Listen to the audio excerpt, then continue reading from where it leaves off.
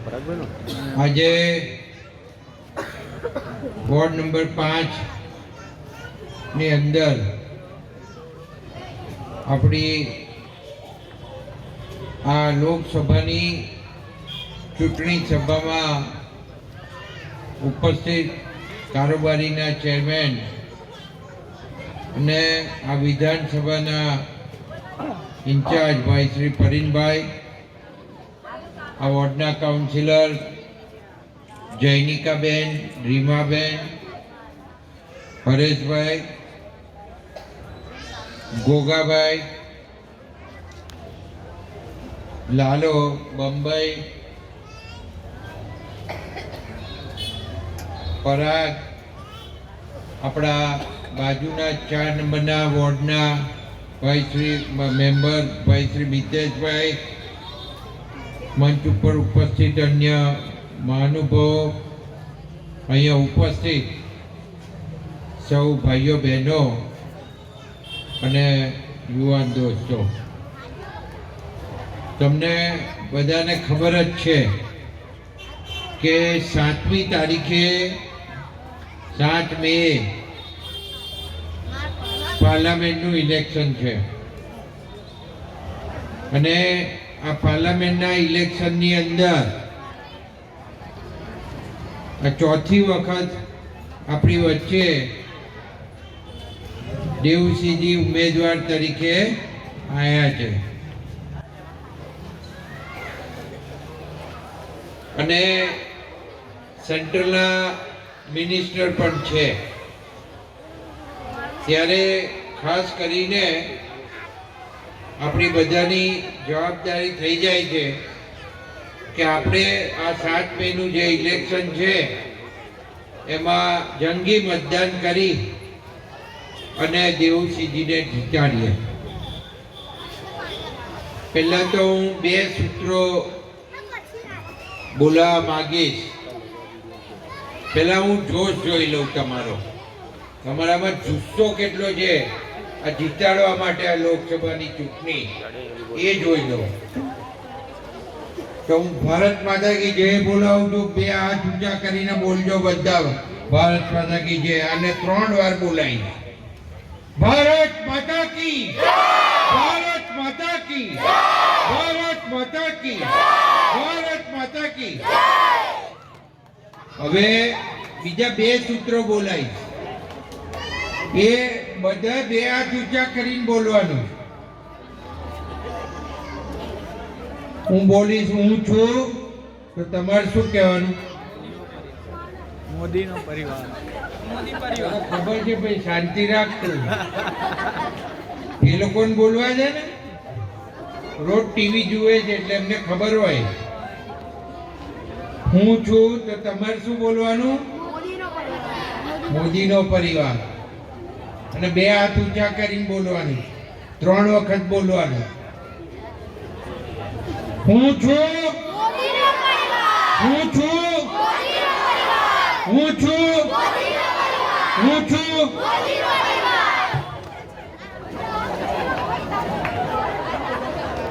આ મોદી સાહેબને ખબર પડી ગઈ કે આ પરિવાર આપણો જ છે.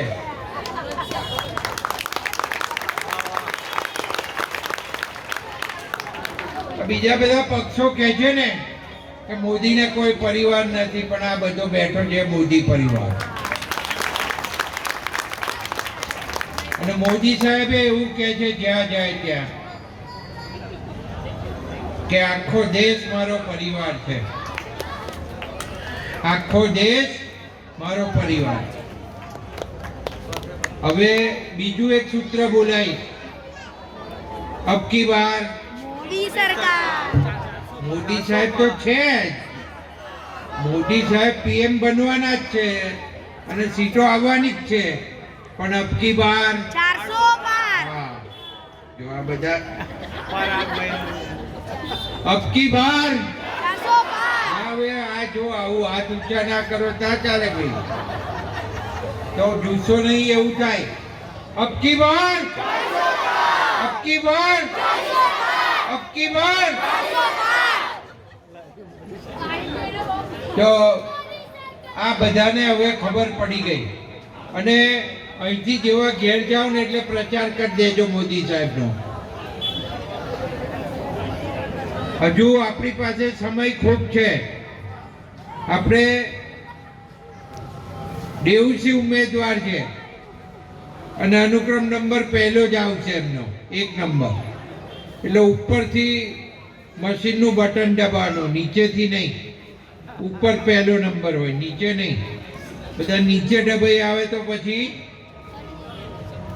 ગયે વખતે વોટ વધારે નીકળ્યા હતા એટલે અમુક લોકોને હજુ સમજાવવું પડે કે મશીન આમ સીધું મૂક્યું હોય તો ઉપરના પહેલું બટન હોય એ એમનું બટન આવશે.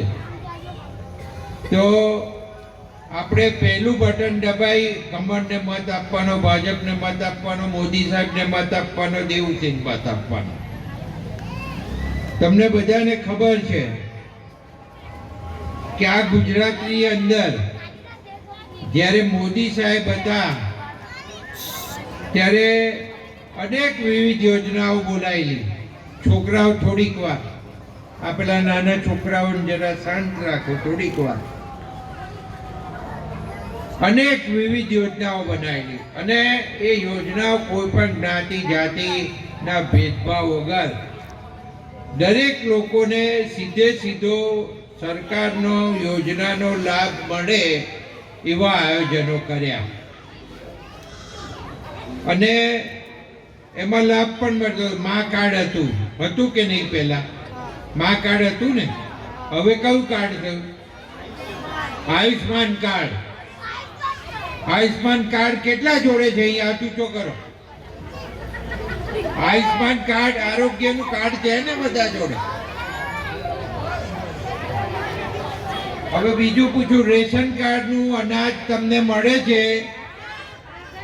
બરાબર મફત અનાજ મળે છે કે નહીં?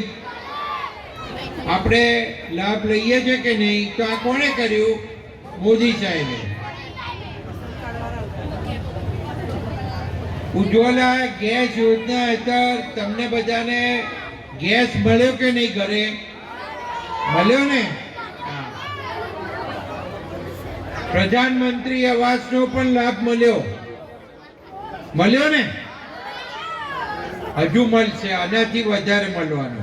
હવે અહીં કોર્પોરેશન થઈ ગઈ અને કોર્પોરેશન થવાના કારણે જે પ્રધાનમંત્રી આવાસ યોજના છે એનો બહુ મોટો હિસ્સો આ નડિયાદને મળશે. કારણ કે કોર્પોરેશનમાં આવાસ યોજનાના પૈસા બહુ જ આવતા હોય એટલે એનો બહુ મોટો લાભ મળવાનો. તમે બધા આયુષ્માન કાર્ડ તમારી પાસે છે તો પહેલા તમને ખબર છે કે કોઈ પણ ઘરમાં કોઈ મધ્યમ વર્ગનો હોય કે ગરીબ ઘરનો હોય એના ઘરે જ્યારે બીમારી આવે ને ત્યારે કેવી પરિસ્થિતિ થાય? કારણ કે ઘરમાં પૈસા હોય નહીં અને મોટી બીમારી આવી, હૃદયની આવી, કિડનીની આવી, બીજી કોઈ બીમારી આવી તો તે વખતે તમારી પાસે ઘરમાં પૈસા ના હોય અને તમારે ત્યારે કોકની પાસે પૈસા લેવા જવું પડે, કોકની પાસે માગવા પડે. કોઈ આપે ખરા, ના આપે, મોઢું બગાડે અને કોક વ્યાજે પૈસા આપે અને વ્યાજે પૈસા લઈને દવા કરાવવી પડતી હતી. આજે તમારે 10 લાખ આયુષ્માન કાર્ડ હોય એટલે 10 લાખ સુધીની સહાય સરકારમાંથી સીધી મળે છે ને. અત્યાર સુધીમાં કરોડો રૂપિયા આ યોજના હેઠળ મળ્યા છે. આ યોજનામાં કોઈ પણ ઘરે કોઈ એવી મોટી તકલીફ કે બીમારી આવી અને આયુષ્માન કાર્ડ હોય તો જે સરકારની એનપેનલ કેટલી પ્રાઇવેટ હોસ્પિટલો છે એના પૈસા તમે લાભ લેવા જાઓ, ત્યાં લાભ લો એટલે સીધા સરકાર પૈસા જમા કરી દે છે. તો આ યોજના આપણા માટે ખૂબ મોટી યોજના થઈ અને આવો વિચાર કોને આવે તો મોદી સાહેબને આવે. કોરોના આવ્યો ત્યારે વેક્સિન આ દેશે શોધ્યું અને કરોડો લોકોને વેક્સિન લગાયા, કોઈ વેક્સિનથી વંચિત ના રહ્યા, અને ઘેર ઘેર વેક્સિન આપ્યા અને આપણને મોતમાંથી ઉગાર્યા છે. આ મને ખબર છે કે અમેરિકાની શું પરિસ્થિતિ હતી, કારણ કે અમારા સગાઓ હોય એટલે અમને કહે કોઈ ડૉક્ટર જોવાય ના આવે. અહીંયા આગળ તમે, અહીં હું નડિયાદની વાત કરું ને તો કોરોનામાં આપણે એટલી બધી દરકાર રાખી હતી સરકારમાંથી કે તમામે તમામ દવાઓ આપણને સરકારમાંથી મફત મળી રહે અને હોસ્પિટલોમાં બધા મફત સારવાર રહે એવી લગભગ 1500 ઉપર બેડ તૈયાર કર્યા છે અને વેક્સિને ઘેર ઘેર અપાઈ. તો આ કામ મોદી સાહેબે કર્યું. આજે મફત અનાજ મળે છે, 5 વર્ષ સુધી મફત અનાજ આપવાનું છે. જે લોકો ગરીબ છે અને જે પોતાનું ગુજરાન ચલાવવા નોકરી ધંધો કરતા હોય, રોજગારી માટે મજૂરી કરતા હોય, એવા લોકોને મફત અનાજ એટલે એમના માટે ખૂબ મહત્વનું છે. તો આવી બધી યોજનાઓ મધ્યમ વર્ગ માટે તમે અહીંયા ગુજરાતની અંદર જ જુઓ, આપણે શૈક્ષણિક રીતે આર્થિક રીતે પછાત લોકો માટે પણ શિક્ષણની અંદર અનામત આપવાની શરૂ કરી અને તમને 10% એમાં પણ અનામત આપે. ભણવા માટે લોનો આપવા માંડી. તમે યોજનાઓ ગણો તો કેટલી યોજનાઓ. લારીવાળા, કેટલા લારીવાળા હશે, લારી પર પોતાનું ગુજરાન ચલાવતા હશે, મજૂરી કરતા હશે, તો લારીવાળાને 10,000 રૂપિયાથી લોન આપવાની શરૂ કરે છે. અને જો લારીવાળા સમયસર એ 10,000 રૂપિયા ભરી દે ને તો 10 ના 20, 20 ભરી દે તો 30, 30 ભરી દે તો 40, 50,000 રૂપિયા સુધી સરકાર વગર વ્યાજે લોન આપે છે. તો આ બધું કોને વિચાર આવે? તો આ બધો વિચાર મોદી સાહેબને આવે. અને મોદી સાહેબે જે કર્યું અને જે યોજનાઓ મૂકી છે, મેં હમણાં તમને ગણાવી ઉજ્જવલા યોજના, તો એ આજે અત્યારે સોલર રૂફટોપની યોજના ચાલુ કરી. લોકો ઘેર ઘેર સોલર રૂફટોપ ઉપર મૂકે, ટોપ ઉપર અગાસીમાં, અને એને લીધે લાઈટ તમારી બિલ નીલ થઈ જાય તો એમાં જે સબસિડી આપવાની એ પણ અત્યારે સરકાર આપે. એટલે મોદી સાહેબ કેટલું બધું આગળ વિચારતા થયા છે. હમણાં પરીનભાઈએ કહ્યું ને કે હવે આપણે છીએ ને, નરેન્દ્રભાઈએ આ દેશને એવો બનાવ્યો છે કે આપણે 1 થી 5 નંબરમાં તો આવી જ ગયા છે. અને આવનારા દિવસોમાં આપણી જે આર્થિક પરિસ્થિતિ છે અને આપણા દેશની ઇકોનોમી છે, 3જા નંબર ઉપર પહોંચી જવાના છે આપણે. આ કોણે કર્યું? આ મોદી સાહેબે કર્યું. મોદી સાહેબ કોઈ પણ જાતના નાત જાતના ભેદભાવ વગર કામ કરે છે અને જેને જરૂરિયાતમંદ છે એ તમામને સહાય ચૂકવે છે. અને એટલી બધી સરકારી યોજનાઓ છે કે તમે એ સરકારી યોજનાઓ જુઓ, બધી ઓનલાઈન દેખાતી જ હોય. તમને કોઈ પણ ઘરને, કોઈ પણ નીચે જે ગરીબ વર્ગથી શરૂ કરીએ મધ્યમ વર્ગ સુધીના તમામ લોકોને, કોઈને નોકરી ધંધો કરવો હોય તો સ્ટાર્ટઅપની યોજના છે. સ્ટાર્ટઅપ હેઠળ ભાઈ એને પાછળ લઈ જાય ને છોકરાઓને, સ્ટાર્ટઅપ યોજના હેઠળ તમને સીધી લોન પણ મળે છે. તો આ કોને કહ્યું? ભણી ગણીને છોકરો મોટો થાય અને એને નોકરી ના કરવી હોય, પોતાનો ધંધો શરૂ કરવો હોય તો સ્ટાર્ટઅપની યોજના પણ મોદી સાહેબે મૂકી અને એને સ્ટાર્ટઅપની યોજના હેઠળ એને ધંધો કરવા માટે પૈસા મળે અને એમાંથી એ ધંધો કરે અને એનો જો ધંધો સક્સેસ થાય તો આગળ એને બીજી લોનો મળતી જાય. તો પોતાના પગ પર પણ ઊભા રહેવાની વાત એમણે કરી છે. ટૂંકમાં કહેવાનો મતલબ એ કે મોદી સાહેબે જે દેશ માટે કર્યું છે ને એવું કોઈ ના કરે. આ સમગ્ર વર્લ્ડની અંદર પહેલા ભારત દેશને મનમોહનસિંહજી હતા, એના પહેલાના વડાપ્રધાનો જે કોંગ્રેસ રહી ચૂક્યા એ બધાય હતા, ત્યારે આપણી ગણના કોઈ કરતું નહોતું.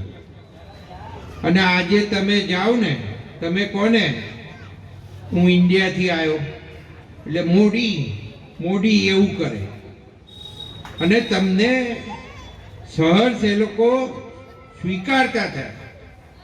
પહેલા તમને અડધું જ કરતા હતા. આજે આખું સમગ્ર વર્લ્ડનું વાતાવરણ બદલાઈ ગયું અને ઇન્ડિયાની ઓળખ એવી થઈ મોદી સાહેબે ઊભી કરી કે સમગ્ર વર્લ્ડની અંદર આપણે કોઈ પણ જગ્યાએ જઈને ઊભા રહીએ અને ભારત દેશથી આયા એમ કે એટલે આપણને આવકાર સારો મળે એવી પરિસ્થિતિમાં મૂક્યા. મને એ ખબર છે કે અહીંયાથી ઘણા બધા છોકરાઓ ભણવા બહાર જાય છે, અને બહાર જાય છે અત્યારે તો પરિસ્થિતિ એવી થઈ છે કે ત્યાં રહેવાના ઠેકાણા નથી રહ્યા, અને મોંઘવારી એટલી બધી વધી ગઈ છે. એના કારણે એમને પોતાને ભણવું અને પોતાના જમવા માટેનું, રહેવા માટેનું જે નોકરી કરવી પડે એ નોકરીઓ પણ મળતી નથી. એટલે હવે લોકો એવું વિચારતા થયા કે આપણો દેશ આના કરતાં વધારે સારો, અને અહીં તમને કંઈક ને કંઈક રોજગારી તો મળી જ રહે છે. ત્યારે લોકોએ પાછા આવવાનું પણ શરૂ કરી દીધું. અને એનાથી આગળ કહું ને તો અમારા સગાવાલાઓ છે કે આપ તમારા બધાના સગાવાલાઓ હશે જે પરદેશમાં રહેતા હશે, તો હવે એવું કહેતા હતા કે પોતાનું ગામ છે ને ત્યાં આપણું એક ઘર રાખો. એક ઘર તો હોવું જ જોઈએ. એટલે ટૂંકમાં અહીંયા એક ઘર રાખવાનું પણ શરૂ કર્યું. એમને ખબર પડી ગઈ છે કે આજ અત્યારે અમેરિકામાં મંદી છે, યુકેમાં મંદી છે, બીજા બધા દેશોમાં મંદી છે, ત્યારે અત્યારે આપણે ખૂબ સારી રીતે આપણું જીવન જીવી શકીએ છીએ. અને અહીંયા મેં જોયું છે કે શનિ રવિ હોય ને એટલે લગભગ લોકો શું કરતા હોય છે, હાથ ઊંચો કરો, શું કરતા હોય છે, બહાર ખાવા. બરાબર ને? નવી રેસ્ટોરન્ટ જ જોવાની. એટલે આર્થિક સ્થિતિ એટલી સુધરી છે આપણી, આ ચોખ્ખે ચોખ્ખું આના ઉપરથી દેખાય. એટલે કોઈને કોઈ કહેવાની જરૂર નથી. ભાવ વધ્યા હશે તો સામે તમને પૈસા પણ વધારે મળતા થયા, મજૂરી પણ વધારે મળતી થઈ. એવું મોદી સાહેબે આખી જે ચેન ગોઠવી છે એ ચેનમાં અત્યારે આપણે ખૂબ સારી રીતે આપણું જીવન જીવી શકીએ એવી આખી ચેન એમણે ગોઠવી છે. આ દેશનું આ પહેલા ગુજરાતની અંદર જ્યારે મોદી સાહેબ સીએમ તરીકે હતા ત્યારે તમે જુઓ તો એમણે આ ગુજરાતને નંબર 1 બનાવ્યું ને. બહારથી લોકો ગુજરાત જોવા આવતા, ગુજરાતની અંદર રહેવા આવતા, ને અત્યારે ગુજરાતની વસ્તી એટલી બધી વધી ગઈ. મેટ્રોપોલિટન સિટીમાં રહેવાનું, તમે મોટી કોર્પોરેશનમાં રહેવાનું અઘરું થઈ ગયું. લોકો હવે ધીરે ધીરે બહાર શિફ્ટ, નાના શહેરો કે નડિયાદ છે, આણંદ છે, એવા નાના શહેરોમાં લોકો ખસવા માંડ્યા. અને એના કારણે આપણે કોર્પોરેશનો નવી બનાવવી પડી. તો આ સતત સ્થિતિનું જે નિર્માણ આપણું થઈ રહ્યું છે એવું જ આ દેશની અંદર છે. ઇન્ફ્રાસ્ટ્રક્ચર એટલું મજબૂત કર્યું. તમે અહીં જુઓ, સેન્ટ્રલ ગવર્મેન્ટનું વાત કરું તમને, આપણા રોડ રસ્તા ને બધું તો લગભગ સારું જ છે, પણ અહીંયા તમે સેન્ટ્રલ ગવર્મેન્ટના પણ કોઈ પણ તમે રસ્તો, નેશનલ હાઈવે લો, નવો કોઈ રોડ બનતો હોય, હમણાં તમે જુઓ તો 8 લેનનો રોડ બને છે, એ છેક બોમ્બે સુધી જવાનો છે. અહીં બરોડાથી તમે ઉપર અત્યારે શરૂ થઈ ગયો છે, સુરત સુધી તો જવાય છે. તો આ રોડ તમે જુઓ તો એ ફોરેનમાં ફરતા હોય એવા રોડો, અને આવા એક નહીં અનેક, અને કિલોમીટરના કિલોમીટર સુધી રોજના કેટલાય કિલોમીટરના નવા રસ્તાઓ આ દેશની અંદર બને છે. અને નવા નવા બિલ્ડિંગો બનતા જાય. તમે રેલવે જુઓ, રેલવેની અંદર એટલી બધી ટ્રેનો આવી. પહેલા તમે જુઓ તો ઘણી શતાબ્દી ને ગુજરાત ક્વીન ને ગુજરાત એક્સપ્રેસ ને એવી બધી ટ્રેનો હતી. અને અત્યારે જુઓ તો, અને ટ્રેનમાં અંદર બેસો તો આખી પરિસ્થિતિ જ બદલાઈ ગઈ. ટ્રેનના રેલવે સ્ટેશનો પણ હવે એરોડ્રમ જેવા થવા માંડે, એરપોર્ટ જેવા બનવા માંડે. એરપોર્ટ જ લાગે. અહીંયા બનવાનું છે. અહીં મંજૂર થયા આપણા 500 કરોડ રૂપિયા મંજૂર થયા છે રેલવે સ્ટેશન નવું બનાવવાના. અને મેં મૂક્યું હતું એની આખી ડિઝાઇન મારા ફેસબુક ઉપર. અને આવનારા એ લગભગ મંજૂરી થઈ ગયું છે. ઇલેક્શન પહેલા એની મંજૂરી લગભગ મળી ગઈ છે. અને આખું આ સરદાર સાહેબનું જન્મસ્થળ છે નડિયાદ. એટલે સાહેબે, મોદી સાહેબે નક્કી કર્યું છે કે ભાઈ નડિયાદનું સ્ટેશન છે ને એ સરદાર સાહેબની થીમ ઉપર બનાવો. અને આખું સ્ટેશન એટલું સરસ સરદાર સાહેબની થીમ ઉપર બનવાનું છે કે આવનારા દિવસોની અંદર એનો આજુબાજુનો આખો વિસ્તાર છે ને એ બદલાઈ જવાનો. કારણ કે બસ સ્ટેન્ડ એ નવું બનવાનું ચાલુ જ છે. એની સામે સિટી બસ સ્ટેન્ડ આવશે રેલવે સ્ટેશનની સામે. એટલે સિટી બસ પણ મંજૂર થઈ ગઈ. એ પણ ટૂંક સમયની અંદર ચાલુ થશે. તો ધીરે ધીરે બધું બદલાવાનું છે. નડિયાદ કોર્પોરેશન બનશે એટલે અહીંયા ઘણી બધી નવી બાબતો પણ જોવા મળશે. તમને નવો વિકાસ પણ જોવા મળશે. અત્યારે આપણે વિકાસ કર્યો જ છે. આપણે કોર્પોરેશન જેવો જ વિકાસ કરતા રહ્યા. પણ કોર્પોરેશન થવાથી સેન્ટ્રલ ગવર્મેન્ટની ગ્રાન્ટ વધવાની, અને સેન્ટ્રલ ગવર્મેન્ટની ગ્રાન્ટ વધે એટલા પૈસા વધારે નડિયાદમાં આવે એટલો વિકાસ વધારે થાય. અને આજુબાજુનો આ વિસ્તાર પણ એની અંદર ઉમેરાશે. તો નવું ડેવલપમેન્ટ પણ થવાનું છે. ત્યારે તમને બધાને કહું કે આ મોદી સાહેબે જે કર્યું છે એ આટલા ટૂંકા સમયમાં 2014 થી અત્યાર સુધીમાં જે થયું એ તમને આંખે દેખાય. અને અત્યારે 2 લહેર ચાલે છે. કઈ લહેર કહો તમે? 2 લહેર ચાલે છે. બે વેવ ચાલે છે. કયો? બોલો બોલો બોલો. અત્યારે મોદી સાહેબનો જ વેવ ચાલે છે. જય જાવ તઈ મોદી સાહેબનું નામ, અને મોદી સાહેબના નામે જ મત મળવાના. અને લોકો મોદી સાહેબને ખૂબ દિલથી પ્રેમ કરે. એ કે, અને બીજું શું ચાલે કહો? બીજું કહો, બીજું કહો. 500 વર્ષથી રામ ભગવાનને આપણા બહાર બેસાડી રાખ્યા હતા. ઘર નતું એમના માટે. કોણે ઘર આપ્યું? મોદી સાહેબે. ફંડ આપણા બધાનું છે, અમારા બધાનું ફંડ છે એમાં.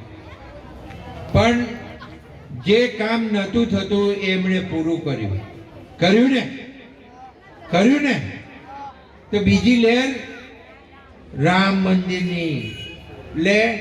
જય શ્રી. બોલાવી દો 3 વખત એટલે હું પૂરું કરી દઉં. બોલો, જય જય શ્રી રામ, જય જય શ્રી રામ, જય જય શ્રી રામ. દેવુસિંહ દરેક જગ્યાએ પહોંચી શકવાના નથી, કારણ કે પાર્લામેન્ટનો વિસ્તાર એ લગભગ 125 થી 150 કિલોમીટર લાંબો વિસ્તાર છે. અને 1000 ઉપર ગામડાઓ આવે છે. અને 1000 ઉપર ગામડાઓમાં એ જઈ ના શકે.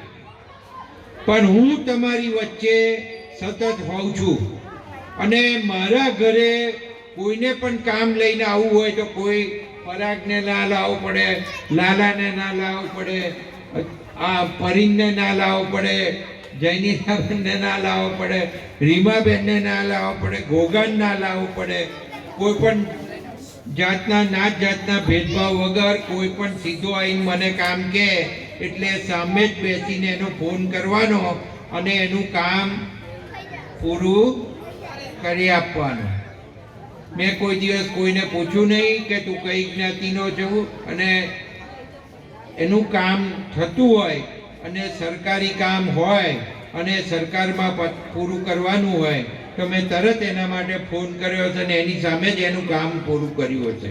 અને જો ભૂલથી કોઈ પાછો આવે મારી પાસે અને એવું કહે કે મારું કામ નથી થયું, તો જે સરકારી અધિકારી હોય એની ધૂળ નીકળી જાય. પણ એનું કામ તો કરવું જ પડે, એ ચાહે ગરીબ હોય, મધ્યમ વર્ગનો હોય, પૈસાવાળો હોય. પણ મેં કોઈ પણ જાતના નાત જાતના ભેદભાવ વગર કામ કર્યું છે. ત્યારે હું એટલું કહીશ કે હું તમારી વચ્ચે રહું છું એટલે તમારે દેવસિંહ તમારી વચ્ચે છે એવું જ સમજવાનું. અને દેવસિંહનું કામ હોય ને તો હું તો છું જ તમારા માટે. અને દેવસિંહની ઓફિસે અહીં છે, જૂની કલેક્ટર ઓફિસમાં. પણ તમે મને મળો એટલે હું એમને કહું કે આ કામ છે ને આ કામ આપણે કરવાનું છે, એટલે આપણું કામ થઈ જાય. એટલે અને બીજું, એમને 6 મહિના પાર્લામેન્ટ ચાલે, વર્ષમાં 3 વાર પાર્લામેન્ટ હોય અને 6 મહિના ઉપર પાર્લામેન્ટ ચાલે. અને એના કારણે લોકોની વચ્ચે જઈને સમય હું જેમ આપતો હોઉં એવો સમય એ ના આપી શકે. પણ મોદી સાહેબે બધાને શીખવાડ્યું છે કે હું ભલે ધારાસભ્ય રહ્યો પણ હું ધારાસભ્ય નથી, ભારતીય જનતા પાર્ટીનો કાર્યકર છું અને મારે જમીન ઉપર જ રહેવાનું. અને કોઈ પણ વ્યક્તિનું અપમાન કર્યા વગર એના કામ થાય અને એનું કામ કેવી રીતે પતે અને વહેલી તકે પતે એ જ જોવાનું કામ, એવું ટ્રેનિંગ અમને મોદી સાહેબે આપી છે. અને એના કારણે અમે તમારી વચ્ચે રહીએ છીએ અને તમારા જે પ્રશ્નો હોય એ અમે ઉકેલતા રહીએ છીએ. તો આપ સૌએ અહીંયા આટલી મોટી સંખ્યામાં ઉપસ્થિત રહ્યા, આ કાઉન્સિલર મિત્રોએ સાથે મળી અને આટલી સભાનું આયોજન કરી આપ્યું એ બદલ ખૂબ ખૂબ આભાર. ભારત માતા કી જય. વંદે માતરમ.